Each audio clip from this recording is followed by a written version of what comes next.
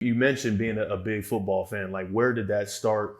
And how much, how much do you watch? And what made you even say that, man? I mean, your boy is saying that. Well, first off, what made me say that is, like I said, I know how it feels to be someone that brings so much to a team, and it'll never be appreciated for what it really truly is. Mm-hmm. You know what I'm saying? Like, no one will ever see a game and be like, yo, no, Fred Warner really won them that game. It'll always either be, and I got mad love for Brock Purdy, but it'll always be Brock Purdy. It'll be all these guys, Christian McCaffrey. Right. Yeah. It'll be Debo. It'll be IU. It'll be George. Like, those are the guys that's going to always get the credit. I know better than that. It doesn't take anything away from their greatness. Their greatness is their greatness. And we all need each other. But it'll never be said, oh, but they need Fred Warner. It's always like, no, Fred needs them to score points. No. They need Fred to get them good field position, right? Because football is a field position game. You start with bad field position every possession if you want to.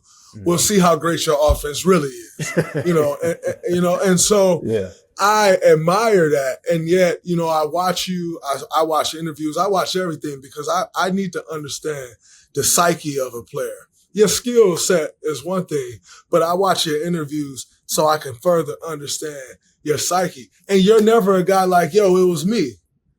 You don't need that, and so for me, I respect that. And I also understand that from that level, from that vantage point of being the guy who brings something to a team that'll never truly be appreciated.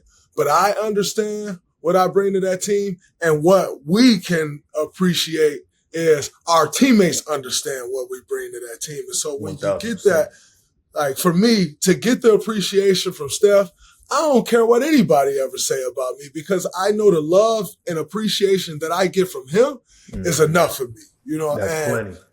I see a lot of that in you. Like Big Trent, best tackle in the game, one of the best to ever do it. Big Trent will get love before you, and he's an offensive lineman, a position, a position that don't get any love, right? Right.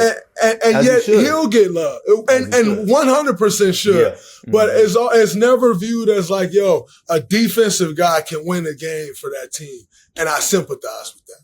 Man, no, I appreciate that, man. And look, I've never in my career have wanted any of that, the glam, the attention. All I've ever wanted is respect. That's the only thing. I came out of BYU, right? And cats were telling me right when I came in the league, they're like, I don't know. This dude may be a little too soft, a little too this, a little too that. And I always kept this huge chip on my shoulder, right? Of like, man, like I gotta prove it. Every single day, I gotta show these people exactly what I'm about. And it's not just going to be one game. It's not going to be one season. It's going to be years and years of work, a body of work, right, that I got to put together in order to show people exactly who I am.